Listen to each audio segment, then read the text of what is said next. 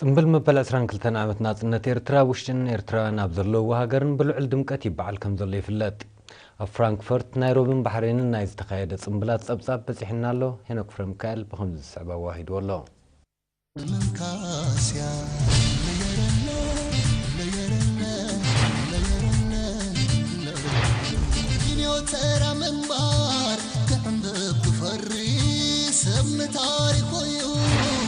زنبر أمدري نفسها تنحكا حفاش كتبلي سبونت دليا لك خمسة قبلي أب كتما فرانكفرتن كبابيان جرمن نيروبي كينيان بحرينن زنبرو إرتراويان مختدرعنا سرح كبرنا أبتحت زبل تيما معالتنا سنة هاجرم بوعوع هاجراوي منفس كم زنبلو ككابوتوز بتحنا حبريتا أملكيتو ኤርትራውያን ተቀማጦ ፍራንክፈርትን ከባቢያን በቀዳም 25 ጉንበት ኣብ ዘካየድዎ ስነ ስርዓት ወከልቲ ማሕበር ኮማት ሃገራት ቀርና አፍሪካ ወጻተኛታት መሓዙት ኤርትራ ወከልቲ ሰልፍታትን ማሕበራትን ጀርመን ከምኡን ካልኦት ዕድማት ተረኺቦም ነይሮም ኣብቲ ሃገራዊ ጽምብል አምባሳደር ሃገረ ኤርትራ በጀርመን አቶ ጴጥሮስ ጸጋይ ኣብ ዘስምዑ ቃል ረዚን ዋጋ ከፊሉ ዘውድና ጽነት ዝደፍእ ህዝቢ ኤርትራ ለሙን ሃገሩ ኣብታኣቶ ዘላ ሓድሽ ቁጠባዊ ምዕራፍ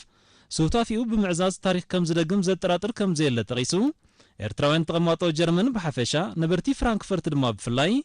ንዘርእይዎ ዘለው ሓያል ሃገራዊ ምኽተ ብምምጓዝ ኣብ መጻኢ ዕቁር ዓቕምታቶም ብምውሃድ ውዳቢኦምን ኣበርክቶምን ክዕዙዙ ጸዊዑ ኣቦ መንበር ኣዋሃዲ ሽማግለ ጽምብል መበል 22 ዓመት ናጽነት ኤርትራ ኣብ ከተማ ፍራንክፈርት አቶ ፍጹም ሳህለ በወገኑ ለሙን ከም ትማሊ ምስጢር ዓወት ህዝቢ ኤርትራ ጽኑዕ ሓድነቱን ውዳቢኡን ምዃኑ ብምምልካት ዕለተናጽነት ከም ህዝቢ ምኽተና ብስራሕ ንምድራዕን ጻዕርና ንምብራኽን መብጻዕና ንትግባር ሕድሪ ሰማታት እንሕድሰላ ክብርት ዕለት ያይሉ ኣብቲ ጽምብል ቆልዑን መንእስያትን ፍቕሪ ሃገር ካብ ዕትብቲ ምዃኑ ዘጉልሕ ትሕዝቶ ዝሓቕፈ መዛሙርን ግጥምታትን ከቕርቡን ከለው እቲ ስነ ስርዓት ብህዝባዊ ጓይላን ድራማን ደሚቑ ምንባሩ ካብቲ ቦታ ዝበጽሐና ሓበሬታ ኣመልኪቱ ኤርትራውያን ተቀማጦ ኬንያ ብወገኖም ብ25 ጉንበት ጽምብል ናጽነት ሃገሮም ከም ዘብዓሉ ተፈሊጡ ኣብቲ ብርክት ዝበሉ ዜጋታት ዝተረኽብሉ ሃገራዊ ምትእኽኻብ አምባሳደር ኤርትራ ኣብ ኬንያ አቶ በየነ ርእሶም መበል 22 ዓመት ናጽነትና ናብ ሓድሽ መድረኽ ቁጠባዊ ወፍሪ ኣብ እናኣተሉ ዘለና እዋን ምጽምባልና ፍሉይነት ከም ዘለዎ ድሕሪ ምብራህ ዓቕሚ ዘለዎም ዜጋታት ብውልቂ ይኹን ብጉጅለ ነቲ ኣብ ውሽጢ ሃገር ተራሒ ዘሎ ምቹእ ናይ ወፍሪ ዕድላት ብግቡእ ተጠቒሞም ንነብሶምን ንሃገሮምን ከርብሑ ጸዊዑ ኤርትራውያን ተቀማጦ ንግስነት ባሕሬን ድማ መዓልቲ ናጽነቶም ብዓርቢ 24 ጉንበት ብውዕውዕን ድምቑን ኣገባብ ከም ዝጽምበልዋ ካብቲ ቦታ ዝበጽሐና ሓበሬታ ኣነጺሩ እቶም ዜጋታት እቲ ጽምብል ምስ ህዝቦምን መንግስቶምን ንዘለዎም ምትእስሳር መሊሱ ዝሕይል ከም ዝኾነ ብምሕባር ኣብ ዝካየድ ዘሎ ኩለንትናዊ ምዕባለ ሃገሮም ሱታፊኦም ክብ ከም ዘብሉ ኣረጋጊጾም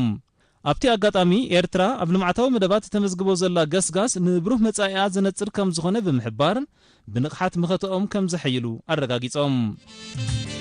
መንገዲ ዓወት ጎቦን ሸኾንያ ቅናት ካዘይ መፍታሕ ስረት ሓትትያ ሎሙን ተዋጽ ትማል ምንካስያ